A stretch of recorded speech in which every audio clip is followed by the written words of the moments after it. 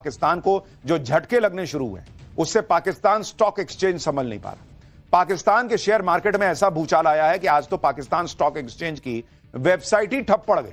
काफी देर तक वेबसाइट खोलने पर मैसेज आ रहा था, we will be back soon. पता नहीं स्टॉक मार्केट वाले लोग भी जो है वो बंकर में न छुप गए हो, लिख दिया वी विल बी बैक सून।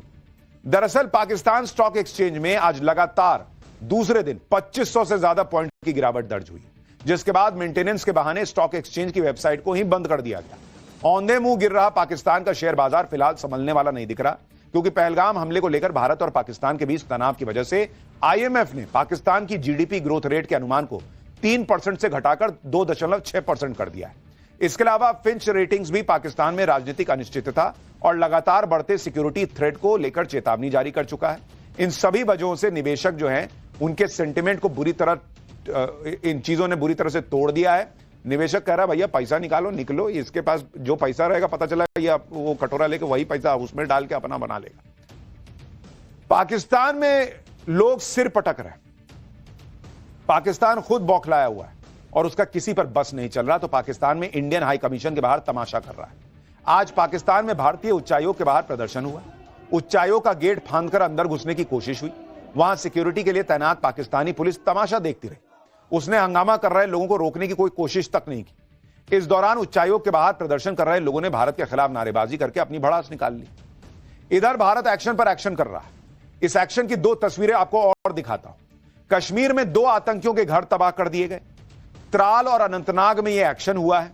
त्राल में आतंकी आसिफ शेख का घर धमाके से तबाह हो गया और अनंतनाग में आतंकी आदिल के घर पर भी मिट्टी जो है उसे मिट्टी में मिला दिया गया, वो मिट्टी के ढेर में बदल गया। सुरक्षा एजेंसियों को यह शक था कि आतंकियों का यह घर उनका अड्डा था, इसलिए कल रात को सुरक्षा एजेंसीज ने सर्च ऑपरेशन चलाया।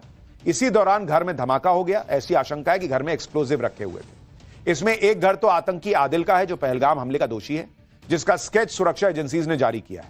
इस पर 20 लाख रुपए का इनाम है।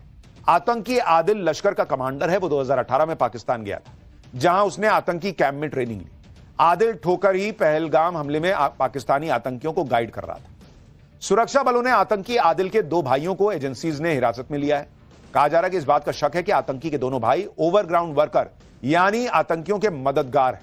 पुलिस और एजेंसियां दोनों इनसे पूछताछ कर रही हैं। आतंकियों के घर पर कैसे एक्शन हुआ और ग्राउंड पर क्या हालात हैं, जरा इसकी एक रिपोर्ट देखिए, फिर आपको दिखाता हूं कैसे ढूंढ कर आतंकियों का इलाज किया जा रहा है। जो ब्लास्ट हुआ है उसकी हम तस्वीरें आपको दिखा रहे हैं। ये गुरी का इलाका है, अनंतनाग का, दक्षिण कश्मीर के अनंतनाग का इलाका है, जहां पे आप जो तस्वीरें जो देख रहे हैं आदिल ठोकर का घर बताया जा रहा है। और इसी घर के अंदर जो है ब्लास्ट हुआ है। उस ब्लास्ट की वजह से ये घर जो है पूरी तरीके से तबाह हो गया। जो मैंने आपको जानकारी दी वो जम्मू कश्मीर पुलिस के हवाले से मैं बता रहा हूं कि जो कल स्केच जारी किए गए उनमें 2 विदेशी जो मिलिटेंट है उनके साथ साथ आदिल ठोकर का भी नाम आ रहा है। उसका फोटोग्राफ भी जम्मू कश्मीर पुलिस ने रिलीज किया। इस समय हम त्राल में मौजूद हैं, जहां पे तकरीबन 1:30 बजे के करीब ये धमाका हुआ और ये वो घर है जहां पे आशिक शेख का परिवार रहता था। आसिफ शेख का परिवार उस समय यहाँ पे मौजूद नहीं था, इसीलिए किसी को भी कोई भी हानि नहीं पहुंची है। हालांकि परिवार उस समय घर के बाहर था। आतंकियों के खिलाफ ताबड़तोड़ एक्शन का एक और चैप्टर देखिए।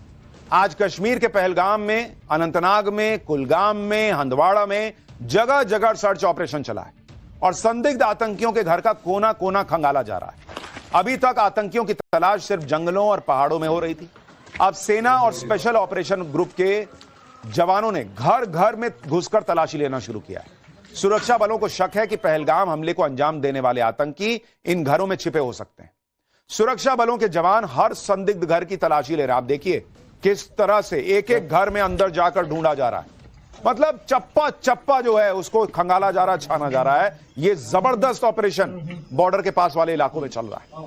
पहलगाम में हमले के बाद हर जगह आतंकियों की तलाश की जा रही है और जहां भी जरा भी संदेह होता है सुरक्षा बलों की टीम वहां धावा बोल देती है। गुलमर्ग में भी ऐसे ही एक संदिग्ध घर पर सुरक्षा बलों ने धावा बोला।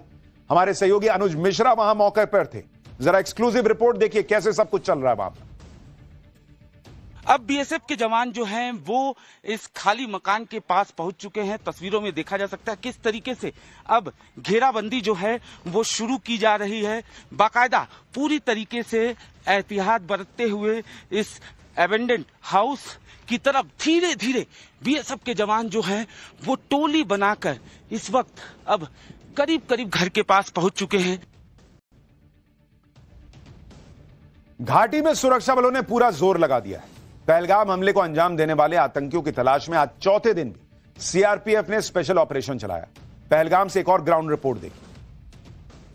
लगातार कॉर्डन एंड सर्च ऑपरेशंस अंजाम दिए जा रहे हैं, एम्बुश अंजाम दिए जा रहे हैं। मेरे सहयोगी शफीक आपको ये एक्सक्लूसिव तस्वीरें दिखा रहे हैं। सीआरपीएफ की जो स्पेशल यूनिट है, काउंटर इंसर्जेंसी यूनिट, वो इस ऑपरेशन को अंजाम दे रही है। एम्बुश लगाए जा रहे हैं। बाइसरन पहाड़ी के जंगलों के भीतर घुसकर सीआरपीएफ के जवान लगातार उन आतंकवादियों की तलाश में हैं जिन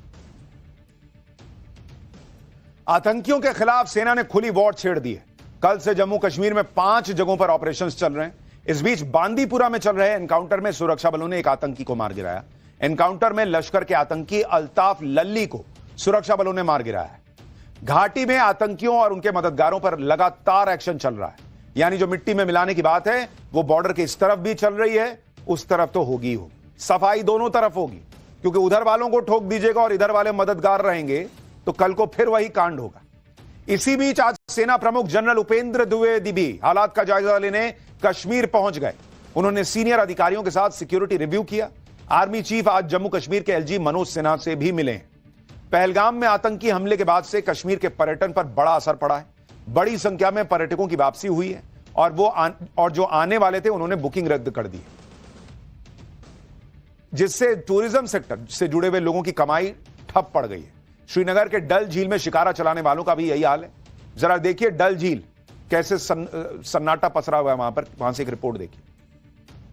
मैं इस वक्त डल लेक में हूं और डल लेक के ठीक बीच में, और डल लेक को कश्मीर का आप कह सकते हैं कि दिल कहा जाता है, लेकिन आज ये दिल दुखी है, दिल में पीड़ा है, क्योंकि जिस तरह से आतंकी हमले हुए हैं उसका असर इस डल लेक पर जो शिकारा वाले थे उन पर पड़ रहा है, जो यहाँ फल बेचने वाले थे उन पर पड़ रहा है। और ये जो नज़ारा था 2 दिन पहले, कुछ और नज़ारा था।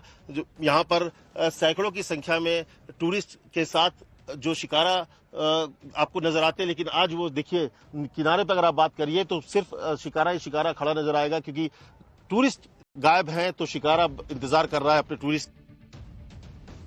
यानी जो लग रहा था कि भाई वहां पे पूरा पर्यटन ठप पड़ जाएगा, वैसी ही तस्वीरें अब धीरे धीरे आ रही। और इन सब का गुनहगार पाकिस्तान है, या फिर वो लोग हैं जो पाकिस्तान को दिल में लेकर यहां हिंदुस्तान में रहते हैं। पाकिस्तान के गुनाहों का फाइनल हिसाब अब होकर रहेगा। और अभी शुरुआत हुई, एक एक करके सारे पाकिस्तानी भारत से भगाए जाने के। निकलो यहां से, खत्म करो मामला। गृह मंत्री अमित शाह ने आज सभी राज्यों के मुख्यमंत्रियों से फोन पर बात की। अमित शाह ने सभी मुख्यमंत्रियों से अपने अपने राज्यों में रह रहे पाकिस्तानी नागरिकों को तुरंत वापस भेजने के लिए कहा। पहलगाम हमले के बाद केंद्र सरकार ने भारत में मौजूद पाकिस्तानी नागरिकों के वीजा रद्द करने का फैसला किया और भारत में रह रहे सभी पाकिस्तानी नागरिकों 27 अप्रैल तक का अल्टीमेटम दिया गया है। तो खुद गृह मंत्री अमित शाह सारे सीएम को फोन किए हैं कि भाई निकाले कि नहीं, हटाओ इनको, भेजो, वापस भेजो भाई।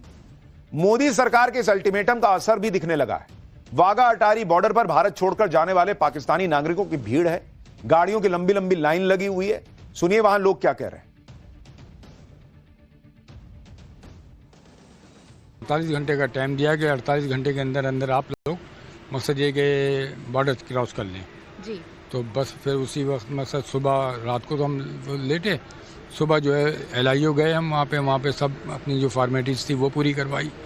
फिर मकसद ये कि कचहरी में वो उसमें गए, अपना कोतखाने में गए, तो वहाँ पे मकसद वो सब कुछ कर आ गए। हमें 1 बज गया था, 1:30 वहाँ पे सब ये फॉर्मेलिटीज़ पूरी करते करा दी। फिर बड़ी मुश्किल से फिर मकसद ये कि ट्रेन मिल गई 7 बजे हमें बरेली से, तो उसमें हम आए तो अब हम यहाँ पहुँच गए। ये गलत है, हम इसकी भर्त्सना करते हैं, ऐसा नहीं होना चाहिए। इंसान इंसान है, ये खून खराबा, इस तरीके की नफरत, ये बहुत गलत है। जिसने भी किया है अल्लाह भगवान ईश्वर उसे सज़ा देगा, उसे नेस्तो नाबूद करेगा इंशाल्लाह। कुछ लोगों की वजह से सबको परेशानियां देखनी पड़ रही है और ये सबसे ज़्यादा आम आदमी को तकलीफें हो रही है। अब गलत चीज़ हुई है, इंसानियत के नाते ये सब कुछ गलत हुआ है। मासूमों की जान लेना, किसी को परेशान करना या जान हत्या करना, ये सब कुछ गलत हुआ है, बट ये इसके पीछे सब आम आदमियों को भी परेशानी उठानी पड़ रही है। तो ये सब बातें अपने देश में जाकर अपने लोगों को समझाइए। जब बॉर्डर पर बाहर निकाला जा रहा है कि बॉर्डर से बाहर जाओ, चलो निकलो अपने घर जाओ, तो ये अच्छी अच्छी बातें कहना अच्छा लगता है सुनने में, लेकिन जब हमारे यहां मासूम लोग ठोक दिए जाते हैं, हिंदू हो क्या हो पूछ के सिर खोल दिया जाता है, फाड़ दिया जाता है, तो हमें भी अच्छा नहीं लगता। तो ये सब उधर जाके समझाइए अपने लोगों को, क्योंकि पाकिस्तानी चाहे रोएं या मातम मनाएं, इस वक्त भारत गुस्से में है।